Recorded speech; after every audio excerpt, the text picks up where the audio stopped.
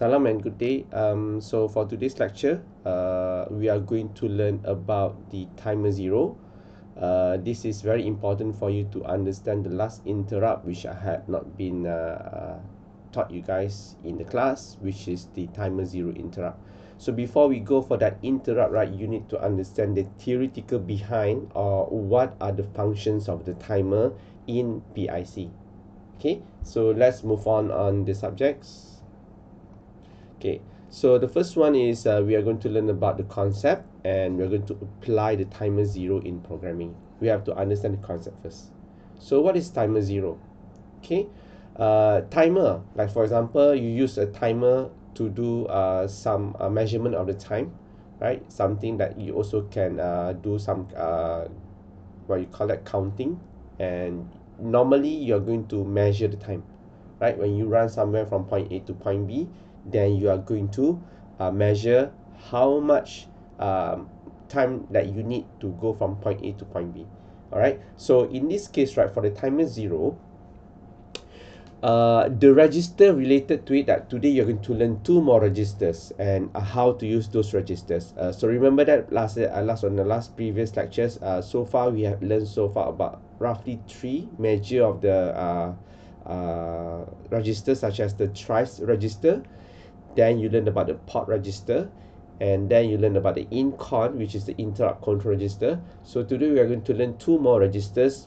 One of them, they call it TMR0. This one, this is a call for the register name is timer zero, right? And it has a wide range of application. All right, so if you go to the what you call that, the manual, right, for the timer zero, let's try to find out this one. TMR0. So you can see this is the parts like timer zero. So timer zero is the register is like this. This is actually a timer module register. So this is the register. The whole thing is 8-bit size, so it's going to be used as a counter over here, right? So there are three applications normally used for timer zero. One is for the generating pulses of arbitrary durations. Second one is for the time measurement, and the last one is accounting external pulses. So for today's lecture, we are going to learn about the generating here, and then we are going to learn time measurement on that. Right, these two. Counting I'm not going to touch because this is not related to the interrupt version. So this is related to the arbitrary duration. So this is a the what you call it, the wave, or the output that you can generate for it. Okay, timer inside PIC, they are, I think it should be more than one. Normally you have T1, timer 1, and timer 2. So we're not going to cover it over here. So it's part of the module inside your PIC. Okay, so let's move on. Timer zero features. So what is this timer zero? What you can do is related again on the functions, where it can be a 8-bit timer or counter because of the size of the 8-bit size. So you have to go back to this one just now I showed you just now. So this is the register, right? All right, this is where the register is located, and you can see this is the timer zero. And timer zero module register is actually is a 8-bit size. It's the same size like the other registers. So all of this bit is going to be used as the counter. All right, so you can count from there, right? And then it can be readable and writable. What does it mean? That from that timer zero register, right? So you can read and you also can write the register. It's there's a normally read and write process lah. So then later you also can do what you call it, for the timer zero, that is available for a programmable prescaler. This is a new terms for you, prescaler. Prescaler is something related about to division of the frequency. So let's say for example that you have the 20 megahertz of clock, right? So this is the clock. So if you have the prescaler for this one, then you're going to divide the prescaler with the value over here. So you're going to have your clock to be divided, and of course when you divide your clock, the clock will be what you call it, the clock will be smaller, right? Something like that. And also when your clock is smaller, then your period is going to be higher.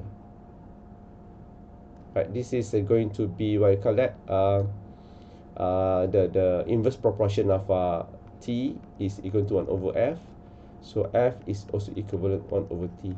So the more what you call it, the higher frequency that you have, then you're going to have it the smaller time for the period. Low period, high frequency, right? So that's the relationship. So longer period, low frequency, right? So this is one. All right, now, and then you have the internal or external clock for selection. So this is what I told you last time. So normally for interrupt, we are not going to use external. We're going to use the selections for the internal clock. Okay, because in the inside PIC, there's another clock that you can use. Then next one, the what you call that? The term for the interrupt, they will have the overflow condition. So this one I'm going to touch it later in your interrupt, because this is related. When you use interrupt, then you have to understand the transition from FF to 00. This is later.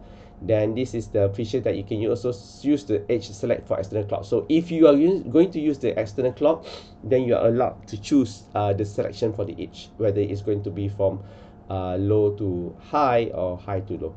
This is the edge of the clock. Alright, so never mind, let's go first on the registers that are going to be associated. For the interrupt, of course, this is the one. Remember that in interrupt control that you're going to learn about GRE, PIE, the timer 0 interrupt enable. This is interrupt enable. This is RBI interrupt enable. Then you have those flags related to that one, right? Then for today's, we are going to learn about option rack.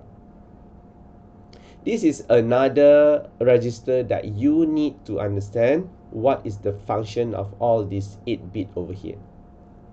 Alright, so it has the RBPU, it has the intet G, TOCS, this is a clock if I'm not mistaken.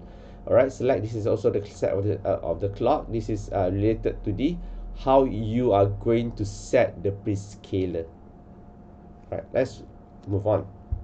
So for the 8-bit timer or counter, right? So for the first time, for the both timer and counter, so it has the timer. This is what we learned just now. Timer 0 is the register, and you can write into the register as long as it's okay that it can write down over there. So the maximum value is from 0 to 255, or in binary it will be 0 0 0 0 0 0 0 0 to 1 1 1 1 1 1 1 1. So this is a maximum for the bit. This is a value in decimal.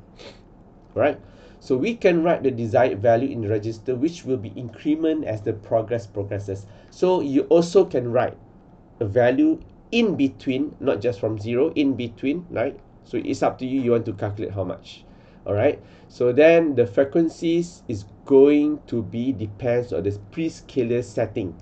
So the frequency you can change based on the setting on the prescaler at the option rack, which is this part. Okay, so this is a setting.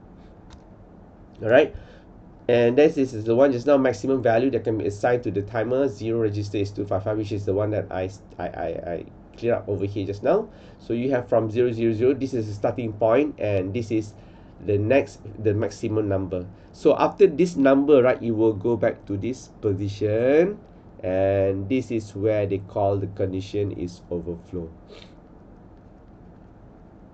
So this is you're going to keep this term first before you go for your interrupt. So you can count, like for example 1 2 3 4 5 6 up to 255. Same goes to this binary value 0001 00010. So up to lastly the final value will be 11111, and after this number is hit, so it will go back to 00 again. So this is a condition, they call it overflow process. Right, this is the term. Okay. Again, the prescaler. So what is prescaler is actually a frequency divider. So you can use your prescaler to further divide your clock. All right. So this will be the options here. You can set from the register from PS2, PS1, and PS0. So how to do the settings here? So if you have 1 ratio by 2, means that you are going to divide your clock to 2. All right. this one 1 to 4, so you're going to divide your clock to 4, means that your clock is going to be divided by the number. For the case here, your clock here means that right now it can be divided, means the clock is going to be divided. You can see the example over here. Alright, so we are going to look at the results here, I mean the example here later, and how we are going to look at the measurement of the timing. Alright, now look at the option register. Alright, so the function of this register, right, is to control the timer 0 especially related, and it's also related on the post scaler, all those things like this is I'm not going to touch over here. Then you have the external interrupt, timer 0 interrupt, which is later, and the weak pull up on port B. So this is the one. So it depends on the bit and its explanation. Right, so the one that I showed you just now, the 3 bit that very important here, bit 0 to bit 2. Alright, so this is the one, bit 0 to bit 2. So here is the one, bit 0 to bit 2, the configuration. If you choose 0, 0, 0, 0, then your clock will be divided by this ratio. So F will be going to be divided by 2. So if you are going to use 1, 0, 0, so you're going to select 1 over 32. So your clock will be divided to 32. So same goes to the rest. You usually select 1, 1, 1. So you're going to divide your clock 1 over 256. So this is quite hard to understand because you need to see the clock, how the clock is being divided, and how you want to calculate those things. Right.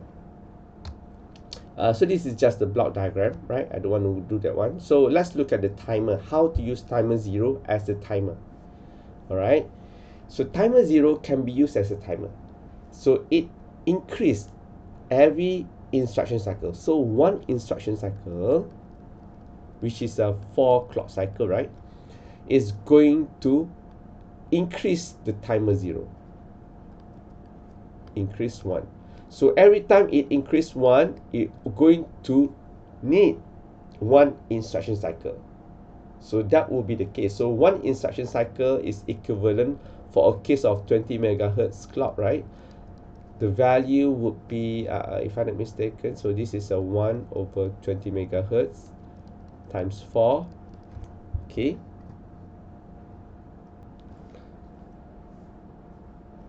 So you can look at the component over here. 1 over 20 megahertz, 1 divided by 20 megahertz, right, times 4, that is will be the instruction cycle. So there will be, this is a 20 nanoseconds, right, 200 nanoseconds, is it? Yes, this is going to be a 200 nanoseconds. So it is correct, this is 200 nanoseconds. So every time when you want to write, means that you are going to write the timer 0, right, there will be a moment that no increments for 2 instruction cycles. So this is a process. When you write down, I mean in your code, right, timer 0 is equivalent to something. So the time taken for this one is no increment for 2 instruction cycles. So this is a process, just a process. So you can still work in between from 0 to 255. You can put any numbers from here to write inside the timer 0.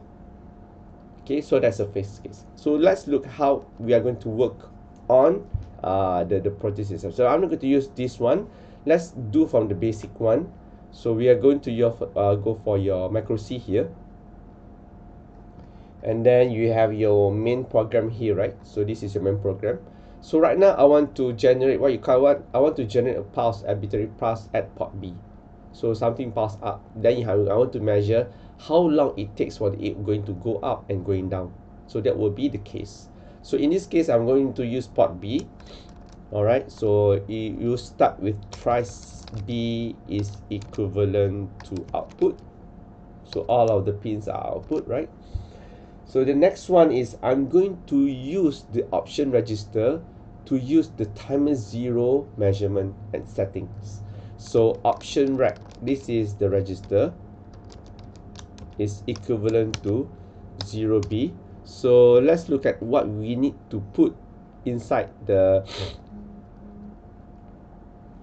one. So for this case, right, you must put disable, you must put up enable. This is going to be 1. You are going to disable this one because this is just to make sure that the port B is not being used, right? So Now you're going to put this one 1, and the rest will be 0. Interrupt on failing edge. This is not related source clock.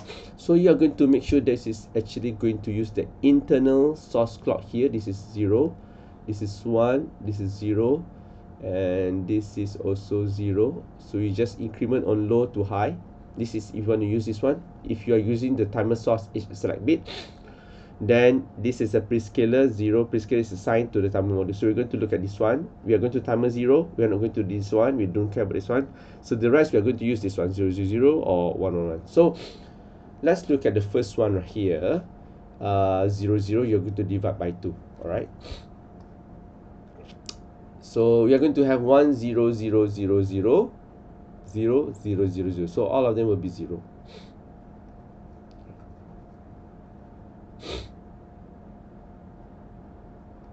Okay, option right is 1, 0, 0, 0, 0, 0, 0, 0. Okay, next one.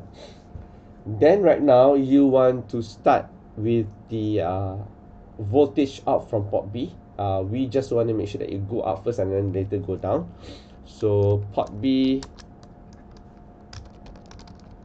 is equivalent to 0 times FF. This is related to all are going to be up. And we are going to write our timer 0 right now starting from 0. Timer 0 is equivalent to 0. So this is the first one. Okay, so this is the first one. Then you are going to have your loop. You're going to have your while 1 loop. Here, open up the bracket here and then close the bracket. Alright.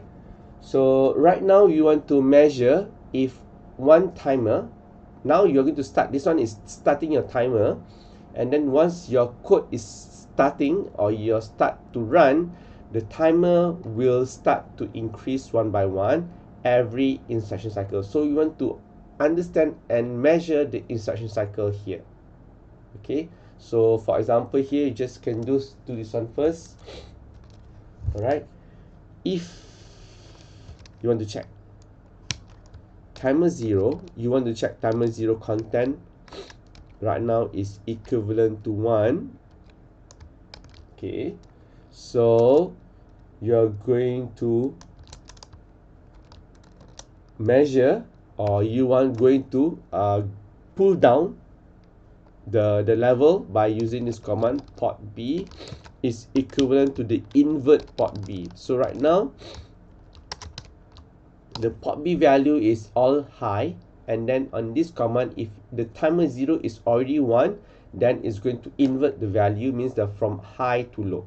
Alright, after this timer 0 is 1, because you have to remember timer 0 is going to be running at the background once you have this option right and you have this timer 0. Okay, so right now we are going to do the reset of the timer 0. Timer 0, we are going to reset back.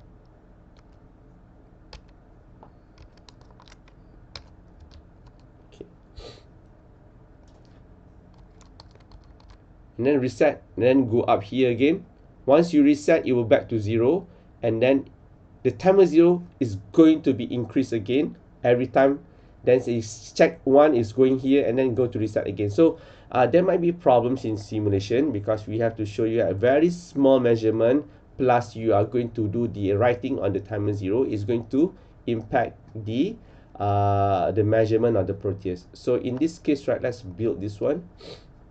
Oh, this is valid expressions. Okay, let me check. This is one. Oh, there's another one missing. Alright. Okay, so let's look at the Proteus. So you have the Proteus here, and you have the simulation from RB0 or any port B here. You want to just look at the oscilloscope. So when you're on your oscilloscope here, okay, you can make it what you call that, bigger or smaller based on the divisions of the clock over here. So this is starting from 0 here. So you can measure here by using the cursors over here. Right, so this is from 0. Alright, so this is 500. So this number is not what you call it accurate because it's very small. So how can we calculate the measurements for the timing? Okay, for the formula, right? If you want to measure, calculate the measurement for the period of that particular, what they call that, the timer zero, based on this one, right? This is from here to here, and based from this, what do you call that? Every increment of one timer zero, then you are going to learn this one, because you look at this code here, right? What does it code do? So if timer zero is equivalent to 1,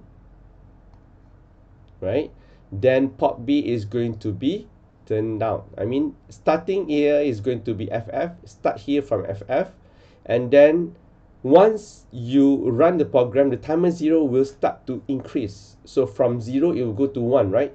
So once it's checked, if timer zero is equivalent to 1, then it will go to this particular loop, that will invert back the port B equivalent to port B. So from here, this is one increment of timer zero, and then it will go down here.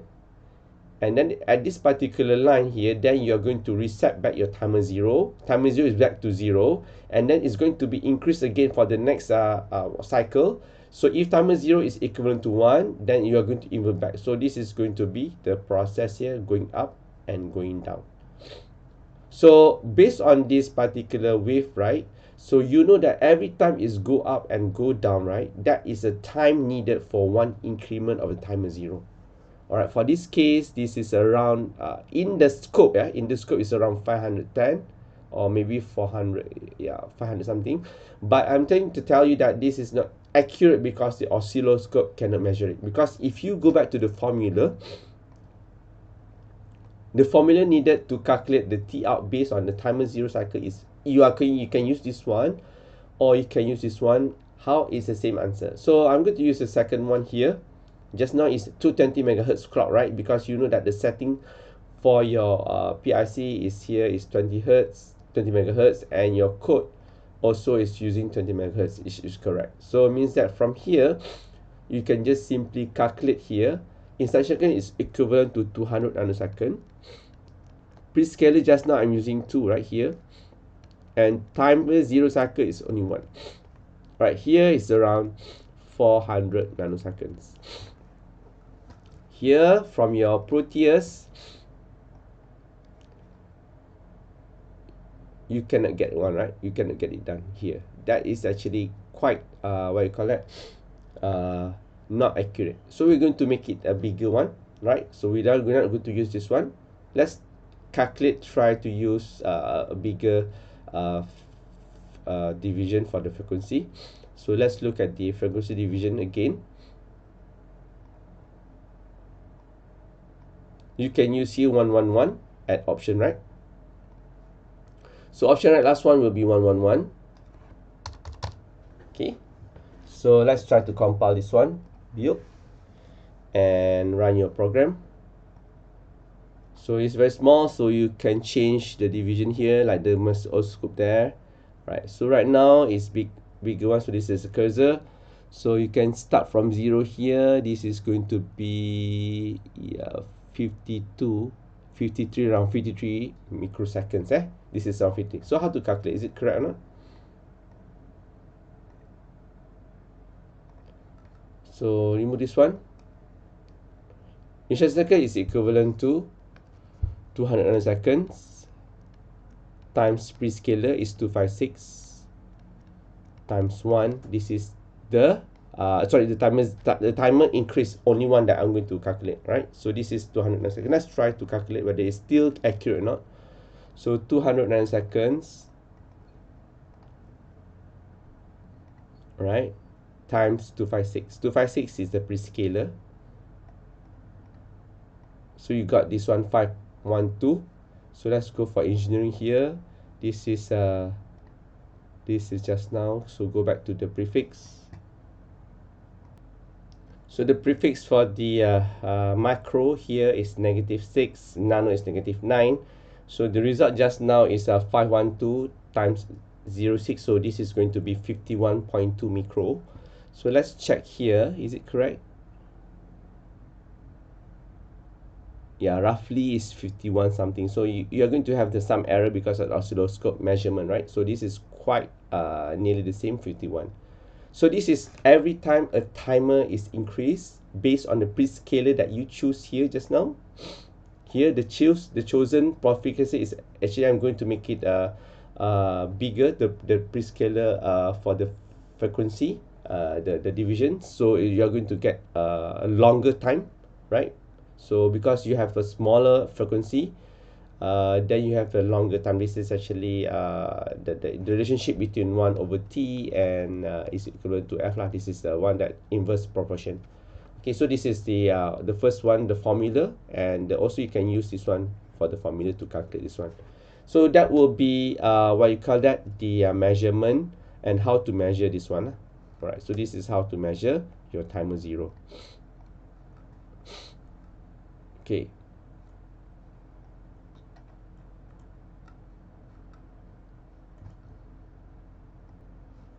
For the case inside the slides, right? I mean, the slide is giving you more advanced version of the timer, where you are going to have the count. This is a variable here.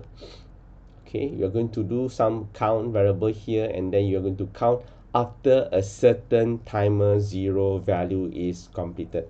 So for this case, it's a bit you have to understand twice the loops. I mean, you have to check one by one, and then this is related to how many times of count. This is related to the just another versions of loop. So by the base for the timer 0 measurement would be like this one just now I show you guys.